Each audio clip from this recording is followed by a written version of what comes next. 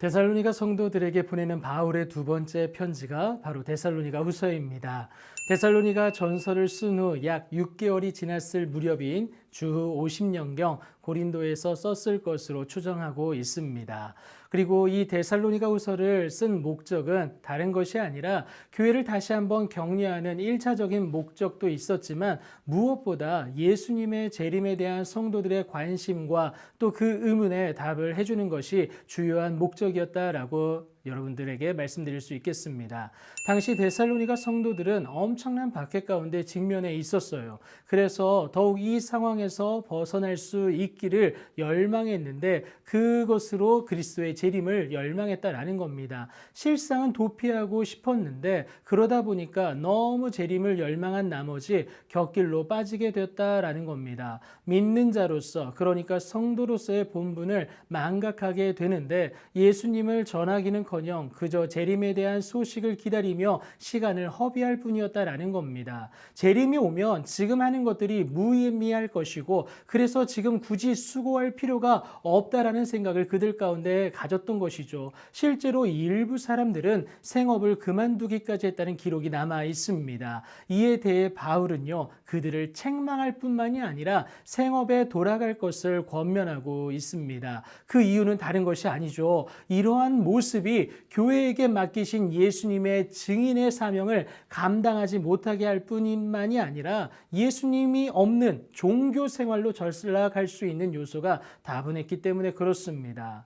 그래서 종교개혁의 선두에 섰던 루터는 이 맥락과 동일하게 기도에 대해서 말을 하는데요. 재화공이 신을 만들고 제단사가 옷을 만드는 것처럼 그리스도인은 기도가 매일의 직업이 되어야 함을 말하고 있습니다. 다른 것이 아니라 하나님에 대한 성실함이 우리에게 필요하다라는 겁니다. 이 때문에 바울은 첫 번째 편지인 데살로니가 전서에서 하던 일을 부지런히 잘 감당해 줄 것을 당부합니다. 그리고 이은 두 번째 편지, 오늘 본문인 데살로니가 후서에서는 이를 좀 더 강하게 말하는데 3장 12절을 보시면 조용히 일할 것을 권면하고 있습니다. 주님이 언제 오실지 우리는 알 수 없기에 하나님의 때를 기다리면서 나아가는 것이 필요하다라는 겁니다. 하나님에 대한 마음을 지키고요, 각자에게 주어진 생업을 잘 감당하면서 하나님의 때를 기다릴 것을 권면한 것이죠.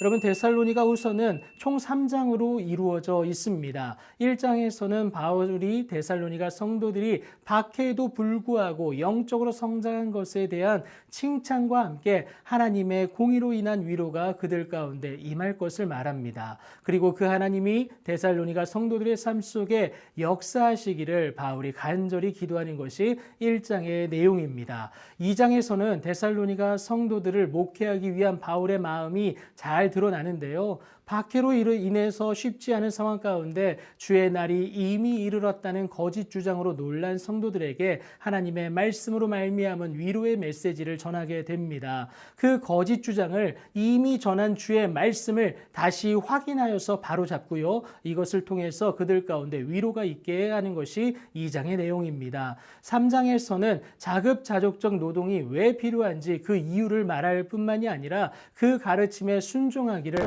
합니다. 더불어서 기도할 것과 하나님의 일하심을 기대할 것을 말하면서 그들을 위해서 바울이 기도함으로 맞춰지게 됩니다.